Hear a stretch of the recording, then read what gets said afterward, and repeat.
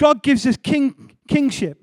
He gives us the ability, not just sonship, but kingship. And so now, because of grace, there is an inheritance on this person that was never his. It wasn't deserving to him. He didn't deserve it. But God, through his mercy and justice, decided that not only would he give him what he needs for the day, but he would give him what he needs for eternity. And so he put grace upon him. And so grace, when you're speaking about the Spirit of God, is really the best way of understanding him. If you want to understand the Spirit of God, it's the grace of God. If you want to understand the garment that you wear, it's the grace of God. If you want to understand the double anointing, it's the grace of God. Because the first anointing, believe it or not, was the cross. It was God's Spirit that was already there for you in justice and mercy. But the double anointing was inheritance. Do you see that? The double anointing's inheritance. God's now transforms your identity. It's access to an inheritance that you're not deserving of, but God gave it to you anyway. It's an identity that now enables you to have something that you couldn't do, something you don't have, but yet God's going to give it to you. And still in your own ability as well as his. And so God takes the ability of this vessel and then he superfies it with this garment. And this garment, it does a wonderful thing because it acts as a chest plate. It acts as a whole armor of God upon you. And so if you're reading Ephesians 6, what you're reading about is how to put on grace. Yes.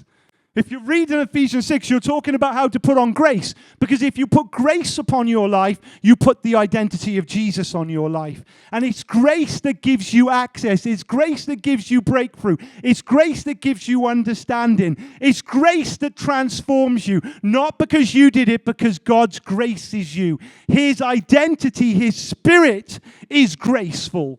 His spirit is holy and worthy. And so all of a sudden, this garment has completely covered you. This is why we're reading Psalm 91. And so you start to see that the wings of the Lord that are spread out to cast around you and to cover you and to be a rampart about you is actually the person of God upon you. It's the grace of God upon you. And so the wings of God are already stretched out on you in the new identity of you. He's already at work in you. And what's wonderful is because if we were to say this is the talit, if we were to say this is the Jewish prayer shawl, it does something quite unique. Because the hem of every prayer shawl, or should we say especially the hem of the early Jewish rabbi, it actually signified the identity of the person. This is why David snuck up and went, I'm going to get one over on Saul. You watch this. So we come up while Saul was sleeping, and he cut a corner off his hem. And then he came back with it. Why? Because that corner of the hem, the signifier on it said king. And so he was making a prophetic declaration. He was basically saying, that kingdom's mine. Look, I got it in my hand. Oh, and so your garment actually declares your identity. What is your garment? Grace.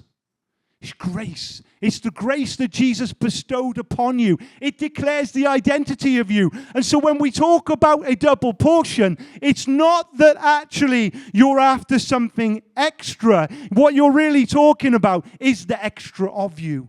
It's that Spirit of God who's remained upon you and not lifted off and gone away. Because under the old word, under the old mercy system, the Spirit of God would come down and then the Spirit of God would come up and go. But now what we have is we have a double portion. We've got mercy that's remained on us, a cross of forgiveness that's never ever going to fail us, ever, not for a moment. Even the earth groans because of what this cross has done. It groans in expectation and anticipation for Christ's coming. It really does. And that groan, if you would be still for a moment, you would hear at work in you also. That's the double portion groaning. That's the double portion speaking. That's the grace of the Lord that is positioning you. And because when we talk about grace, Grace isn't something you try and obtain more of. Grace is somebody you rest into.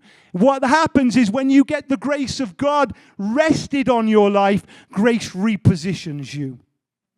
It causes you to do something unique. You see, grace gives you the ability to cheat time. It does. Every man just under mercy, listen, every man just under mercy serves time. And what will happen is mercy will come and it will help you in time. It will. And so all of a sudden, you find yourself in a place where you're at work and the work system, your bosses, everyone's turning against you. And so you're like, oh, I don't know what to do. And all of a sudden, you get it in you. I need to pray. I need to pray. So you start to pray. What happens is you've now gone into the mercy. And the mercy basically is able to invade your time and it's able to do something. But when we talk about grace, grace is something different. Grace is basically your ability to walk into what belongs to you. Grace is your ability to walk into the King of you. Grace is your ability to come above and beyond that which man can do. Grace causes your understanding to transcend that of just mere human intellect, that of just mere human capability. And so what grace does is it now gets time to serve you.